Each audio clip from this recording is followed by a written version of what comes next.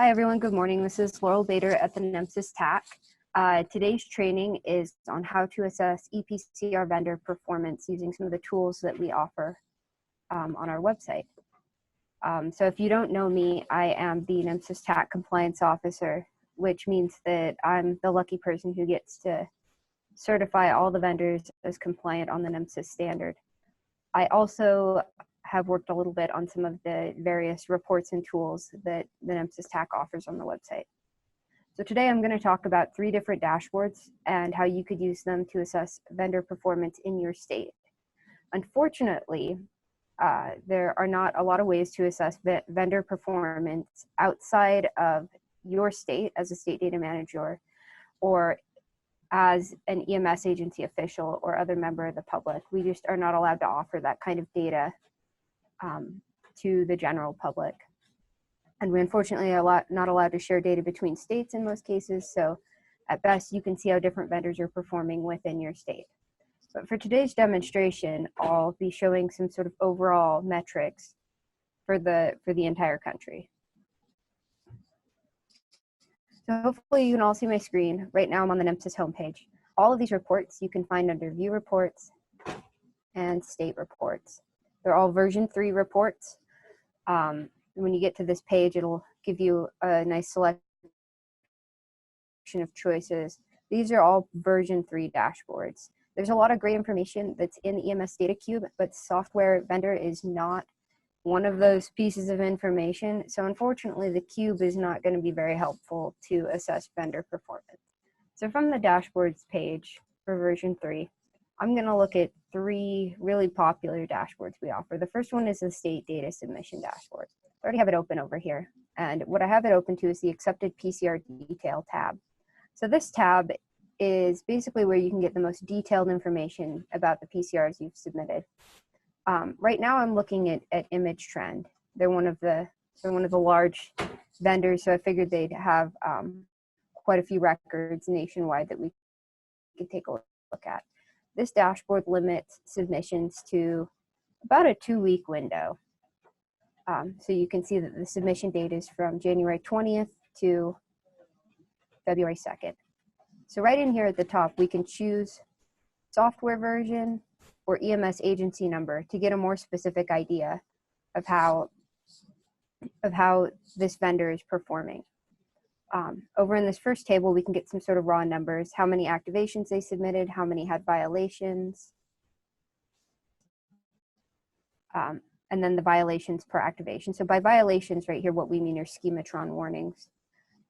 As you may know, a file with schematron warnings is still accepted despite the warnings. Warnings are generally things that could be considered user error and are not software problems. But in theory, a software that's easier to use should lead to fewer user errors. So that's sort of what this dashboard looks like. This chart is a good way to visualize the schematron warnings. So in green are the records that came in on a given day that didn't have any warnings. And in orange are the records that came in that had 1 or more warnings. So you can see that every day there's a few records that come in with warnings and a few records that come in without. This is also nice to track records coming in. So for some reason on the 23rd, there weren't very many records that came into the NEMSIS TAC. That might be something to look into as to why those records did not reach the end of the submissions pipeline. Some other charts here, you can look by zip code. When you open this, you'll only see your state's data, so it might be a little bit more informative. But basically, you can use it to identify if there's a certain incident location where warnings are more likely to be generated, by date and time for the unit notified by dispatch date. So Thursday evenings, more warnings are more likely to be generated. And then there's also by element and by EMS agency, by software version, and then by actual warnings. So if you were to put in a particular software vendor, you could see, oh, there's a lot of warnings that are triggered for this rule. You could go look at that rule in the national data set and see if there's something that could be done about that. So this is the assert name in the schematron. And then down here are the messages themselves.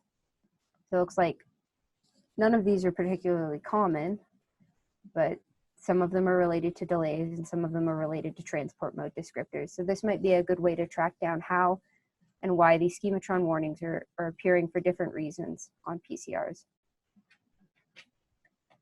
I'm going to go back up to the top here and talk about the other tabs just a little bit. So the other tabs on this dashboard are also very useful for tracking incoming submissions and the kind of information that's contained in them.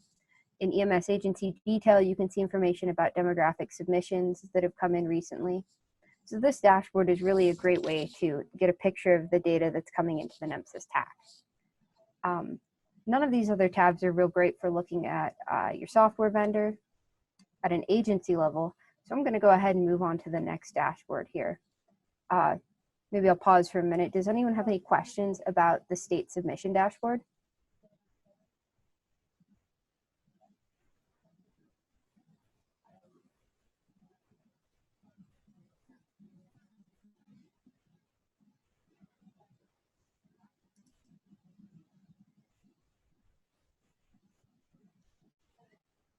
Hi, this is Sharon in Nebraska. Can you hear me okay? I sure can. And I missed part of your presentation. Did you go over kind of how to adjust the date range? I did not, but it's pretty easy. So from the submission date range, this dashboard only looks back about 2 weeks, but you can sort of narrow in on that 2-week range. So if you want to move it up to more recent, see, I'll drag this over. So we're just looking at February, or maybe just from the 24th. Okay, so I have found it kind of difficult to just move that line item like that. I wondered if there was a way you can just type in a specific date. Can you do that? Okay. Yeah, so if you click here, you can either select it on the calendar or you could type in. Okay, all right, thanks. And then just hit enter and it'll kind of guess what you mean. It looks like this date slider might not be working correctly today though, because I just moved it up to the 28th and we're still seeing all of these days on this chart. So I'll have to have someone take a look at that. I wonder if, look like the counts and things changed though. Maybe that's intentional that this one doesn't change. So that's how that works. And that's true for all the date sliders and all the NEMSIS dashboards. You can either try and move those fidgety little sliders, or you can click on the date directly and sort of pick from there. Thanks. No problem. I don't know if there are any other questions.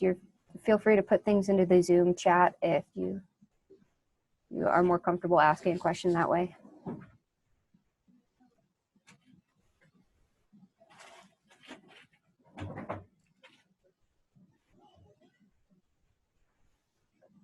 All right, I'm gonna go ahead and switch over to the next dashboard. Again, you can find this dashboard on the version 3 state dashboard pages. The next one I'm gonna look at is state data quality. So the state data quality dashboard was designed to provide data quality information at a more clinical sort of sense. Things like if you saw a patient, did you record their age and their sex? And if they had a cardiac arrest, did you do this or that or record it in a certain way? But it can also be useful to look at how your software vendor is doing. So this dashboard right at the top in the filter section, there's a place to select software package. So I've chosen ESO for this one, not to put all the pressure on Image Trend by using them as the example. Again, you can pick the version. Right now, this dashboard only is only seeing records from ESO that are on version 5.0, which is why that's selected. And it looks like it's looking at the past month or so of data. If you scroll down on this dashboard, you can just see a variety of metrics and then a percentage completion for each of them. So for example, on, hold on, refreshing.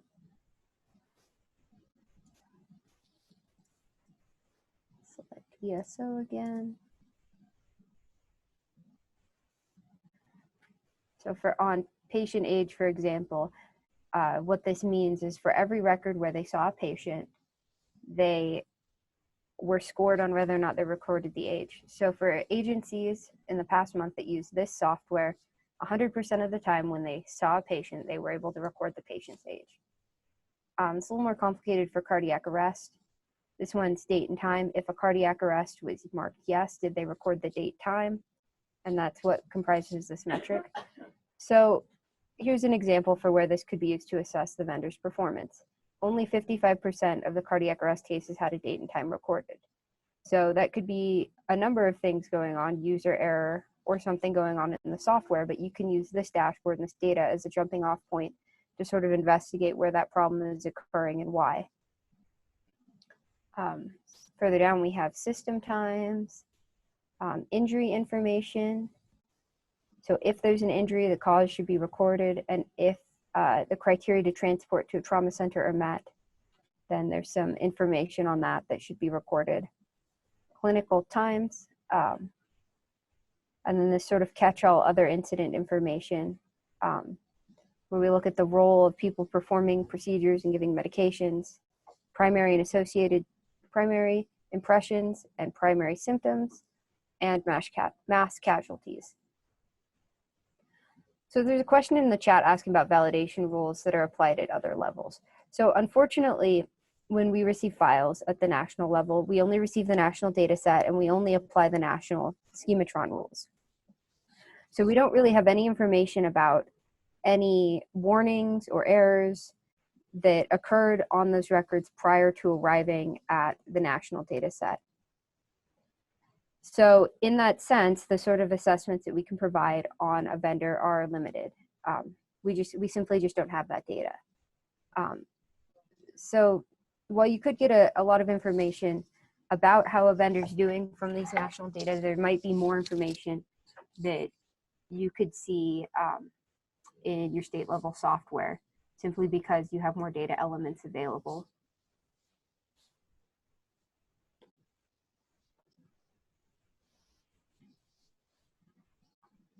So that's the data quality dashboard. I'll stop for a minute and see if there are any other questions.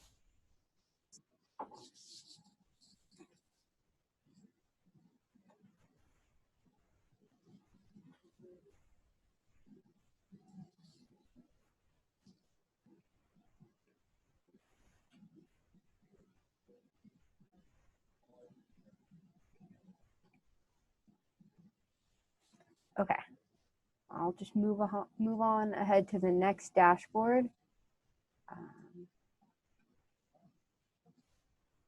So again, on the state dashboard page, this one is the agency submissions tracking dashboard. So for this dashboard, what it's looking at is just how many submissions we've received from an agency based on the unit notified by dispatch date. So for this one, I'm going to go ahead and look at Zoll only. I'm just going to select those in the software package filter. So this one has lots of different filters depending on who you are viewing it as. If you're viewing it as a state, you can do the software package, the version, or by agency. And you can just see how submissions have rolled in over time based on when they occurred. So this is not based on submission date. So if, I don't know, NEMSIS TAC is doing maintenance and submissions are unavailable during maintenance period, then there might be a drop based on submission date, but there shouldn't be any strong drops based on unit notified by dispatch date, because for the most part, the amount of calls should be relatively stable with some variation from day to day. So when you see big drops like this, it might indicate that there's a problem with a specific agency or the software they're using. This might be one other way to identify how a vendor is performing if there's a large drop in records. So one sort of caveat to this chart is that there's always going to be kind of a drop off as you move closer to the present day. And the reason for this is it just takes time for data to roll into the national data set. So even even if a record has maybe been completed at the agency level, it might take some time to move to the state and then move from the state to the national level. So there's always sort of a tail here. But if you look back a couple of weeks or maybe a month, you can see a more interesting representation of how calls have changed over time. So further down on this is a chart where it breaks down changes in record submissions month over month by agency. I'm not going to scroll down to it because it shows all the agency numbers, but essentially it uses the same color coding and percentage differences from month to month so that you can identify quickly any agencies that might have had a significant drop in records. Okay, so then I have a question in the chat. How is a user sure that the state dashboard is only showing one state worth of data? So if you log in as a state user, what you will see is the submitting state will only give you one option. So let's assume that you're the state of Alabama. You won't have any options to check in this section except for Alabama. None of the other states will be shown because your account has only has permission to see Alabama, for example. And the same thing, if you log into one of our dashboards as a vendor, you'll have some choices in submitting state because your software is probably used in a bunch of different states. But under software package, you will only have one vendor choice. You'll only see EMS charts if you're EMS charts. So that's how you can be sure that you're only seeing the data that you're allowed to see. All right, so I'm going to go ahead and stop there. If there are any questions on this dashboard in particular.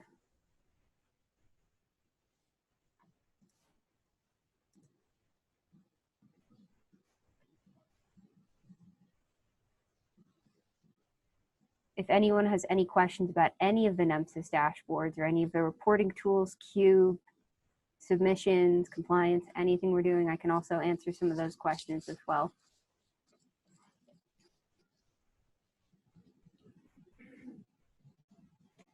So there's a question in the chat, does NEMSIS have data on which dashboards are most widely used? We do. One of the nice things about Tableau is it records all that information. So we can see which dashboards are most used by the public and which are most used by states. That submissions dashboard that I opened with is one of our most popular dashboards.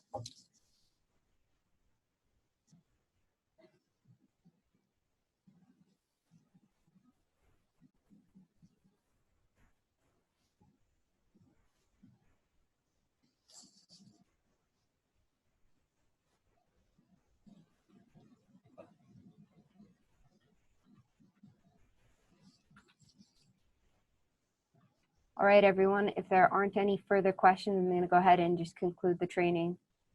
I'm sorry, I give really short trainings, and maybe I'm just a little too quick. If you have any questions or concerns about anything NEMSIS related and you're looking for someone to talk to about it, you should definitely email Julianne. Just kidding. You can email anyone on the support page. If they're general NEMSIS questions, Julianne's a great contact. If it's software questions relating to vendor stuff, who's compliant, who's not, I can answer those questions. Any sort of NEMSIS state help, Monet is your go-to there. She's super helpful with helping states get on board, answer data questions, and help keep everything flowing smoothly at a national level. Any questions on Tableau dashboards or other reports or the Cube, Kevin is going to be a great resource there. General questions, Bridget can totally help you find the right person if you're not sure who you want to get in touch with, who's going to be best to answer your question. So please feel free to reach out to us if you have any requests. If you're looking for really specific data or you want to look at very specific metrics on how a vendor is performing, feel free to send us an email. We're happy to handle sort of one-off requests for that kind of stuff. And the more requests we receive like that, the better we can develop our dashboards in the future to show more relevant data to you. So again, this page is just right here, support, where you can find all of our contact info. Any questions? Is there a way to restrict motor vehicle crash dashboard to one type of probability of survival set? I believe so. Let me go ahead and open that one up.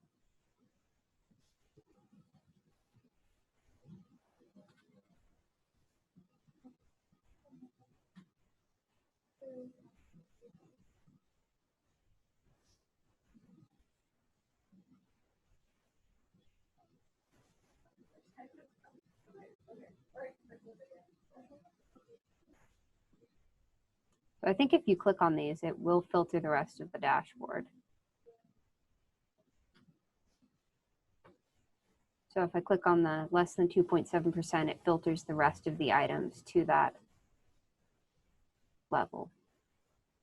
Does that answer the question?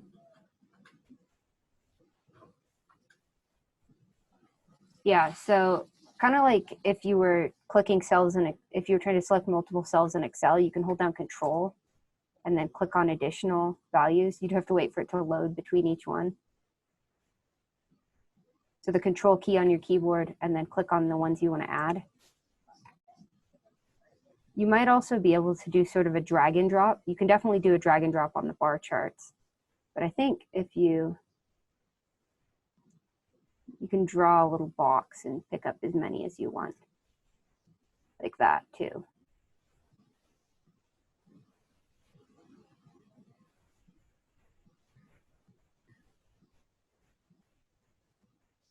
Yeah, that's the nice thing about Tableau is it allows us to have quite a bit of flexibility in which data you get without having a lot of kind of unintuitive drop-down filters that are just lists of things.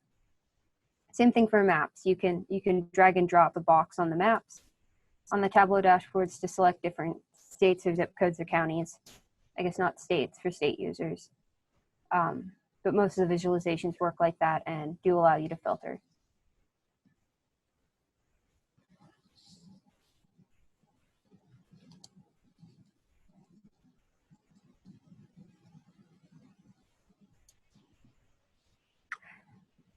Yeah, you could look at motor vehicle crashes by county. So on the bottom part of that Tableau dashboard is a map.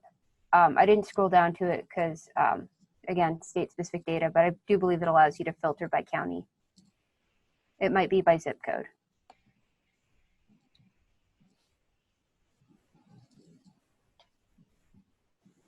Sorry, the question was, could a state show motor vehicle crashes by county?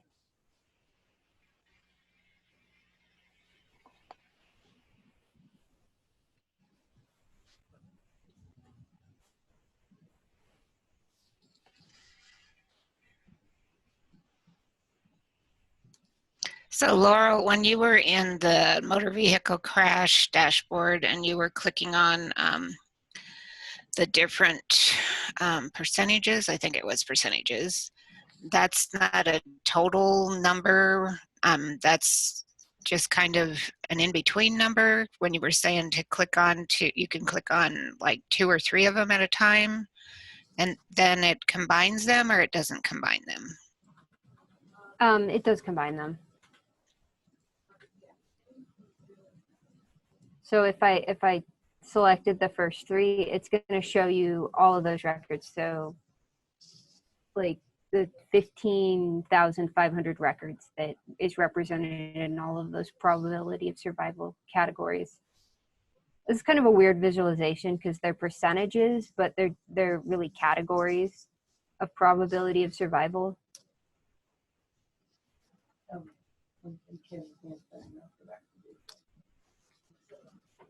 So let's see, I selected all 3 of those. So up top, we have 15,611 activations for these 3 groups of probabilities of survival. So one thing that we're not seeing here is a record that had a null value for probability of survival. We couldn't calculate it. That would be excluded as well, simply because it's not something I selected in this chart because the null ones don't show in that chart.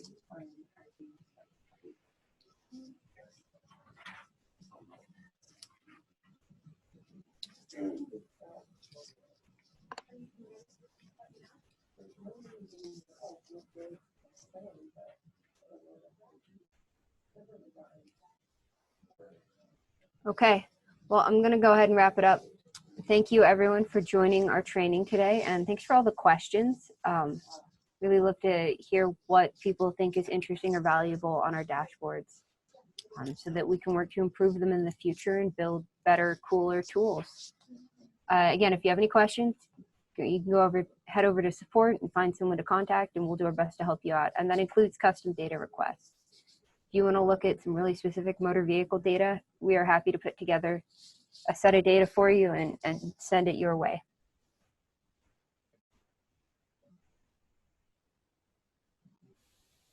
Okay, thanks everyone.